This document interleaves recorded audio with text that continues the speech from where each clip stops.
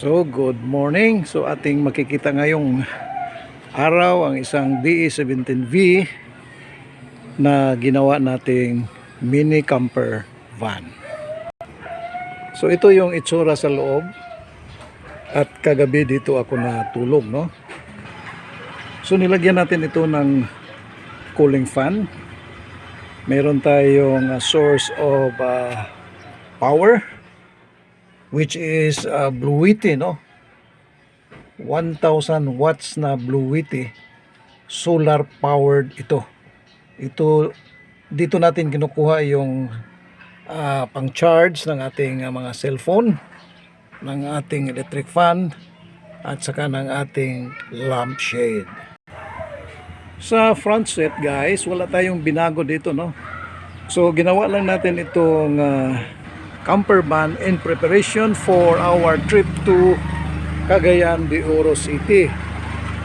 So ginawa natin ito without altering any parts inside the minivan. Okay, kung paano natin ginawa ito, tingnan natin. So iligpit ko muna itong beadings ko para ipakita ko sa inyo ang nasa ilalim nito. So ayan guys, no, ang itsura ng ating mini camper van sa loob, no. So makita natin dito ay si atong lumang higaan at nakakuha rin ako ng mga extra na plywood na ginawa ko, at doon sa unahan meron din akong mga kahoy na nakuha sa shop, no.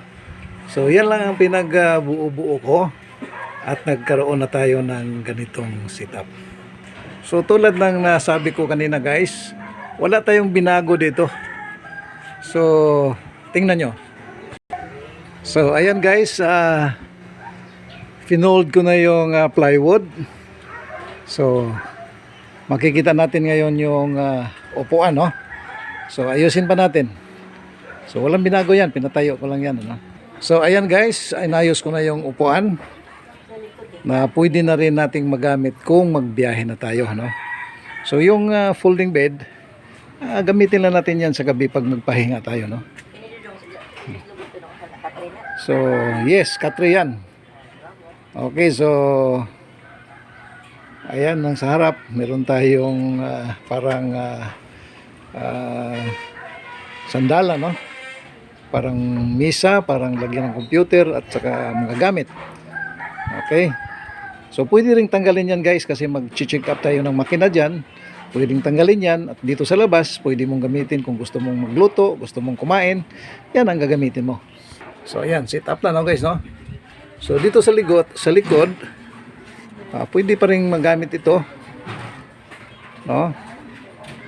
Ayan, lagyan mo lang ng foam yan. Pwede nang makaupo yan ang dalawang tao. Okay. So ganyan yan guys, wala tayong binago.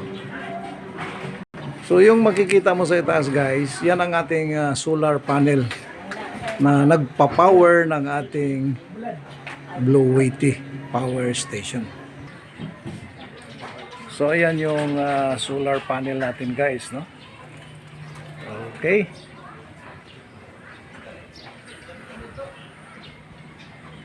So wala tayong binutas ang wirings, ayan lang, oh.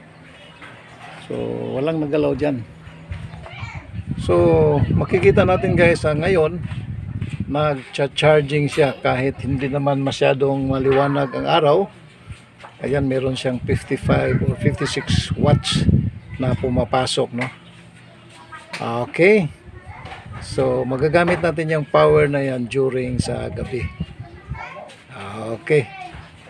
So guys, so antabayan na natin guys ang ating next adventure na gamit ang ating minivan, at ginawa natin itong camper van sa ating biyahe from Cagayan de Oro to Manila.